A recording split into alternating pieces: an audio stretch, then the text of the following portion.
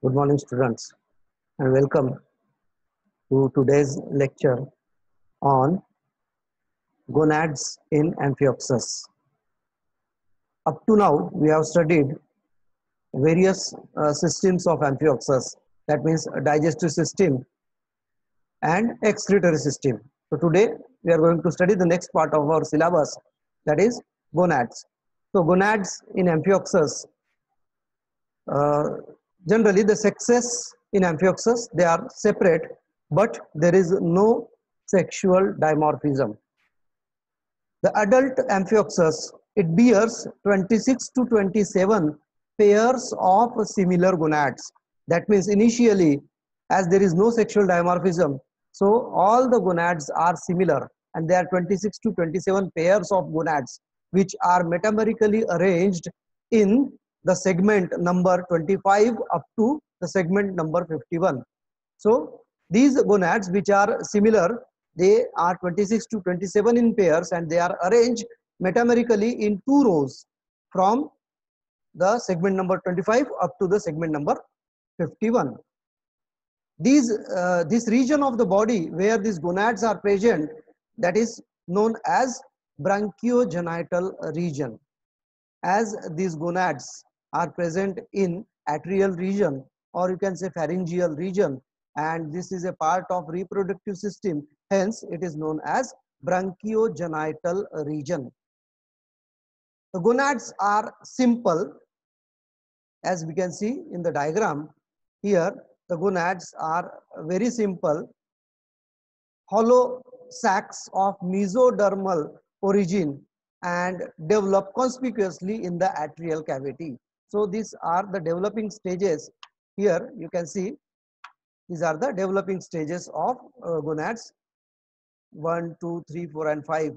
These 5 stages it shows the development of gonad. So gonads are simply hollow sacs of mesoderm in origin, and they develop conspicuously into the atrial cavity. They are covered externally by body wall and internally by atrial epithelium. That means from external side they are covered by body wall, and from internal side they are covered by atrial epithelium. In this lower diagram we can see that externally they are covered with you can say body wall, and internally they are covered with atrial epithelium. Each gonad later acquires a central cavity. In the diagram which is seen here, this is the central cavity which is called as primary gonadial cavity, and also this primary gonadial cavity then become surrounded by such secondary gonadial cavity. So this is secondary gonadial cavity, and this secondary gonadial cavity surrounds the primary gonadial cavity. So each gonad then acquires primary gonadial cavity which gets surrounded by secondary gonadial cavity, or this secondary gonadial cavity also called as gonosyl. The gonad are without gonoduct, as in the diagram here it is also seen that they are without gonoduct, and the products of this gonad, whether it may be sperm or whether it may be ova, they are directly discharged outside. That means without any duct, there is no gonoduct, whether there is no you can say seminal vas deferens, or there is no oviduct, as in case of other you can say vertebrates. In Amphioxus there is no gonoduct, so hence these sperms or ova they are discharged by rupturing of the epithelium of gonad, that means by the rupturing of gonadial membrane. The place from where the gametes are released, that aperture later on get closed. That means gonad they are released the gonad they release the gametes, and the place from where gametes are released, that creates an aperture, or there creates a hole. Later on that opening or that aperture is closed, and a gonad again becomes a fresh gonad. So the gonad develops as a fresh. So this is about the types, this is about the gonads in Amphioxus. That means as there is no sexual dimorphism, the male gonad and female gonad, that means testes and ovary, such a type of structures are not there. A common gonad is there, and which may have germ cells, and that germ cells, they get differentiated either into sperm or into ovum. Now we will see how the breeding occurs, or which is the breeding season of Amphioxus. In generally, breeding in Amphioxus, it occurs in late spring and early summer. So breeding season of Amphioxus is late spring and early summer. Male and female Amphioxus generally emerge out of their burrows, and their gametes are liberated through the atriopore. That means when the gonad release the gamete, that gamete is collected into atrium, and along with the outcoming water, these gamete, they are brought out of the body through atriopore. So male and female Amphioxus, they emerge out of their burrow. As we have already said that this animal, it rarely swims freely. Most of the time it remains in its burrow. So hence, at the time of breeding, that means in late spring or early summer, this male and female Amphioxus, they come out of their burrow, and as they have mature gametes, that gametes are liberated through the atriopore into seawater, and the fertilization of this gamete takes place outside the animal body in the seawater. So fertilization takes place in the seawater. The eggs are released in secondary oocyte stage.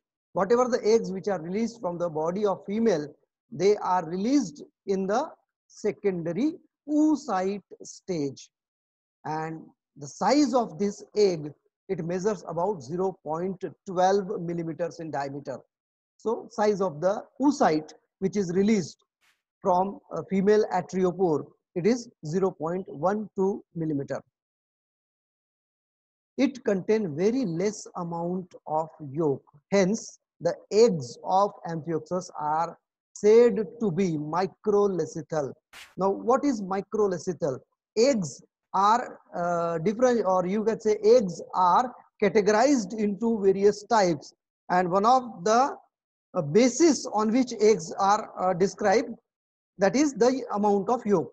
If egg has a less amount of yolk, then that type of eggs are called microlecital egg. If it has moderate amount of yolk, or you can say if it has a more amount of yolk, then it is called megalecital egg. So, and if it has a moderate amount of yolk, it is called mesolecital. So these are the types of eggs depending upon or on the basis of the amount of yolk. So in case of Amphioxus, the yolk is very little in the egg, hence the Amphioxus eggs are referred to be microlecital. The oocyte is covered by a very thin vitelline membrane. In most of the vertebrates, always the oocyte or egg, it is covered with vitelline membrane. Here also the oocyte is covered with very thin vitelline membrane, which is secreted by egg itself. Hence, this vitelline membrane is said to be the primary covering, and there is no secondary membrane. As in other eggs, the shell membrane may be there, but here there is no secondary membrane. Now regarding the sperms, the spermatozoa of Amphioxus, they are smallest among all the vertebrates, and the size of Amphioxus spermatozoa, it measures about 18 micron in length. So length of this sperm is 18 micron. The structure of sperm in Amphioxus, it is similar to the sperm of other vertebrates, similar just like it has a anterior nuclear part, that means head region, then middle part and tail. So same structure like other vertebrate.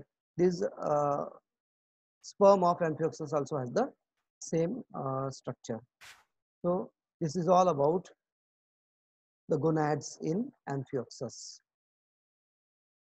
Thank you.